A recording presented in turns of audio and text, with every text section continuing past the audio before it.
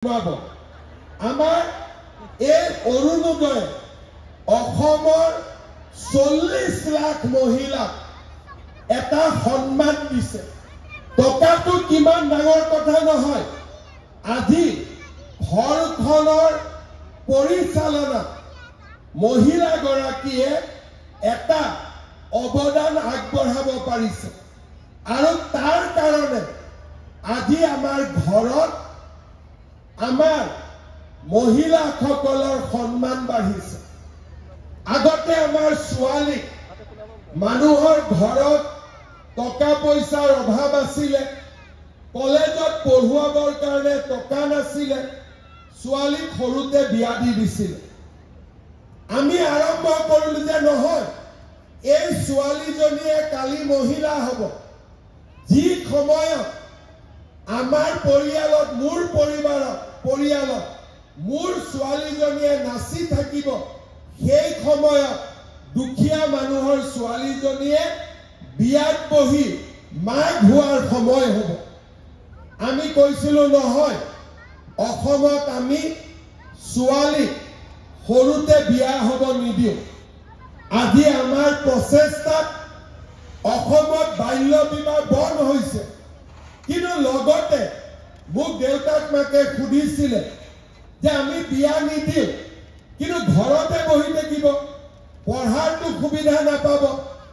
আমি ল'ৰা ছোৱালী কলেজত এডমিশ্যন বিনামূলীয়া কৰিলো আৰু ছোৱালীয়ে যাতে কলেজত পঢ়িব পাৰে তাৰ কাৰণে নিযুত মইনাৰ দৰে আঁচনি আৰম্ভ কৰিলো। আজি যদি আপোনালোকে চাই, যোৱা বছৰতকৈ এই বছৰ অসমৰ কলেজত 50,000 ছোৱালীয়ে বেছিকৈ এডমিশ্যন লৈছে। কিয় এডমিশ্যন লৈছে? যে ছোৱালীৰ পঢ়াৰ খৰচ আজি ৰাজ্য চৰকাৰে আগবঢ়াইছে।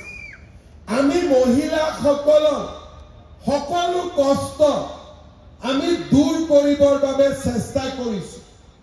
আজি আমাৰ অসমত এনে এচাম পুৰুষ আছে, ঘৰত এগৰাকী পত্নী থাকোঁতে আৰু এগৰাকী বিয়া কৰায়, আৰু এগৰাকী বিয়া কৰায়।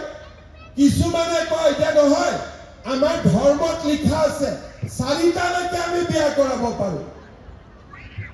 এগৰাকী ঘৰত পত্নী থাকোঁতে আৰু যদি 3গৰাকী বিয়া কৰায়, মহিলাগৰাকীৰ ক'ৰবাত সন্মান থাকিব জানো? সমাজত ওলাব পাৰিব জানো? সেইকাৰণে এইবাৰ আমি 25 নৱেম্বৰত বিধানসভাত নতুন আইন আনি আছো। ঘৰত এগৰাকী থাকোঁতে যদি দ্বিতীয়গৰাকী বিয়া কৰায় 7 বছৰ জেলত যাব লাগিব। 7 বছৰ জেলত যাব লাগিব।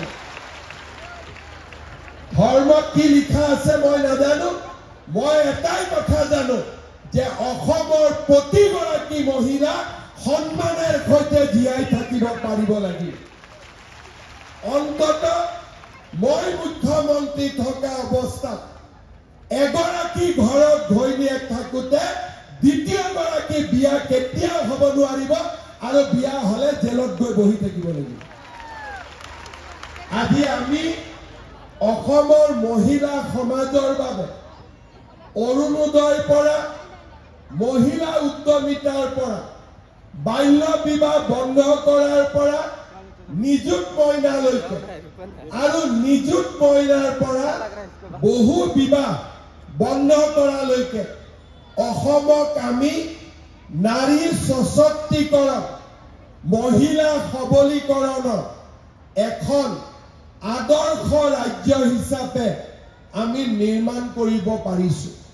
শ্ৰদ্ধাৰ আইসকল, আমি মধ্যবিত্ত আৰু নিম্ন বা দৰিদ্ৰ, নিম্ন আয় উপাৰ্জনকাৰী বা দৰিদ্ৰ পৰিয়ালবোৰৰ বাবে আমি কাম কৰিছো। অলপ আগতে মই আপোনালোকক কৈছিলো, লুঙি, ধুতি, সূতা, আঁঠুৱা, কম্বল, এই 5টা বস্তু যদি 5 বছৰত এবাৰ আমি পাওঁ, তাৰ মানে আমি কিমান টকা পালো? 2,500 টকা। 5 বছৰত এবাৰ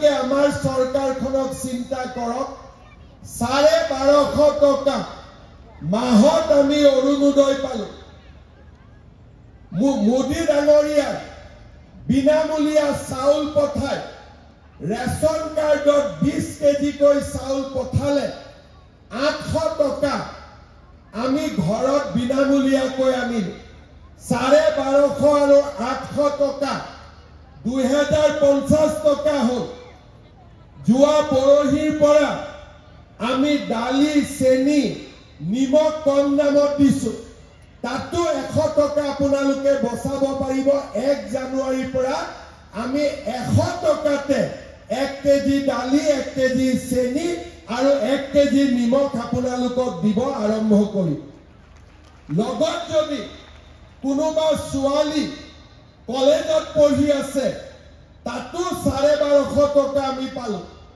যদি ঘৰত এজন বৃদ্ধ ব্যক্তি আছে তাতো 250 টকা পালো আজি আপোনালোকে চিন্তা কৰক যে আমাৰ চৰকাৰৰ দিনত 5 বছৰত এবাৰ ধুতি লুঙি খুটা আঠুৱা কম্বল নহয় প্ৰত্যেক পৰিয়ালৰ ঘৰত আমি অতি কমেও 2,500 টকা মাহত যাতে পাব পাৰে তাৰ কাৰণে আমি এটাৰ পিছত এটা আঁচনি লৈছো ঘৰত যদি ছোৱালী আছে আৰু বাঢ়িব মহিলা উদ্যমিতা পোৱা যদি মহিলা আছে আৰু টকাৰ পৰিমাণ বাঢ়ি বাঢ়ি গৈ থাকিব এয়া হৈছে পৰিৱৰ্তন আজি আমি মানুহৰ জীৱনলৈ পৰিৱৰ্তন আনিব পাৰিছো আজি মহিলাৰ বিৰুদ্ধে অপৰাধ কমিছে মহিলাৰ বিৰুদ্ধে কোনোবাই অপৰাধ কৰিলে তাক আমি কঠোৰৰ পৰা কঠোৰতম শাস্তি দিয়াৰ ব্যৱস্থা কৰিছো বাল্য বিবাহ বন্ধ হৈছে বহু বিবাহ বন্ধ হ'ব ছোৱালী প্ৰত্যেক গৰাকী ছোৱালী কলেজলৈ যাব প্ৰত্যেক গৰাকী মহিলা লাখপতি বাইদেউ হ'বৰ কাৰণে চেষ্টা কৰিব আৰু অৰুণোদয়ৰ দৰে আঁচনিৰ জৰিয়তে আমি দৰিদ্ৰতাৰ সৈতেও যুদ্ধ কৰিম এয়াই হৈছে আমাৰ লক্ষ্য আৰু আজি মই ভগৱানক কৃতজ্ঞতা জনাও যে যি কথাবোৰ ভাবিছিলো আজি আমি এটা এটাকৈ এই কামবিলাক কৰিবলৈও সক্ষম হৈছো যেতিয়া আমি কৈছিলো 10,000কৈ 40 লাখ মহিলাক দিম আমাৰ বিধায়ক মন্ত্ৰীসকলেও মোক বিশ্বাস কৰা নাছিল যেতিয়া আমি কৈছিলো যে 1 লাখ ল'ৰা ছোৱালীক 1 টকা ঘোষ নিদিয়াকৈও চৰকাৰী চাকৰি দিম আমাক কোনেও বিশ্বাসত লোৱা নাছিল যেতিয়া আমি মানুহক কৈছিলো যে আমাৰ চৰকাৰৰ দিনতে বাল্য বিবাহ বহু বিবাহৰ দৰে সামাজিক অশুভ প্ৰথাসমূহ আমি দূৰ কৰিম আমাক মানুহে বিশ্বাসত লোৱা নাছিল আজি আমি ব্ৰহ্মপুত্ৰৰ ওপৰত ব্ৰিজ বনাইছো আজি আমি উৰণীয়া সেতু বনাইছো মেডিকেল কলেজ বনাইছো কিন্তু ডাঙৰ কামৰ মাজতো আমি দৰিদ্ৰ আৰু মধ্যবিত্ত সমাজখনক আমি পাহৰি যোৱা নাই ৰেচন কাৰ্ডত 5 লাখ টকালৈকে চিকিৎসাৰ সুবিধা বিনামূলীয়া ৰেচন আজি কম দামত চাউল দালি নিমখ এই গোটেইবিলাক অসমৰ দৰিদ্ৰ আৰু মধ্যবিত্ত সমাজখনলৈ আমাৰ কৃতজ্ঞতা সকলো যাতে আমাৰ অসমত সন্মানেৰে থাকিব পাৰে সকলো মহিলা আৰু গোটেই সকলো পৰিয়াল যাতে সন্মানেৰে থাকিব পাৰে কোনো এগৰাকী ল'ৰা ছোৱালী শিক্ষাৰ পৰা যাতে বঞ্চিত নহয় আৰু মিনিমাম স্বাস্থ্যৰ কাৰণে যিখিনি খৰচ তাকো যাতে চৰকাৰে বহন কৰিব পাৰে তাৰে আমি অবিৰত সংগ্ৰাম কৰিছিলো আৰু আজি 4.5 বছৰ পিছত আমি অসমত হৈ যোৱা চৰকাৰসমূহৰ তুলনাত আজি আমি মানৱ সেৱাৰ ক্ষেত্ৰত আমি আগবাঢ়ি যাব পাৰিছো। শ্ৰদ্ধাৰ আই মাতৃসকল, এই 10,000 টকাৰে আপোনালোকে নিজৰ ভৰিত নিজে থিয় হ'ব পৰা এটা নতুন জীৱন আৰম্ভ কৰক। যিসকলে আগবাঢ়ি যাব তেওঁলোকৰ লগত চৰকাৰ থিয় হৈ থাকিব। 25-50 হাজাৰে নহয়, বেংকেও যাতে আপোনালোকক লোন দিয়ে তাৰ বাবেও আমি ব্যৱস্থা কৰিম।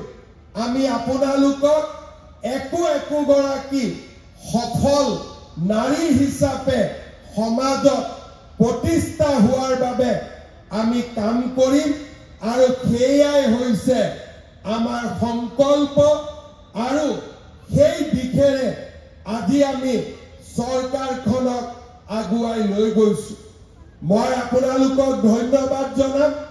যোৱা 4.5 বছৰত অসমত আমি যি শান্তিৰ পৰিৱেশ আনিলো, সেই শান্তিৰ পৰিৱেশত আজি অসমত উদ্যোগীকৰণ হৈছে, অসমত ব্যৱসায় বাণিজ্য বাঢ়িছে, চৰকাৰৰ উপাৰ্জন বাঢ়িছে আৰু চৰকাৰৰ উপাৰ্জন বঢ়াৰ কাৰণে আজি আমি এনেধৰণৰ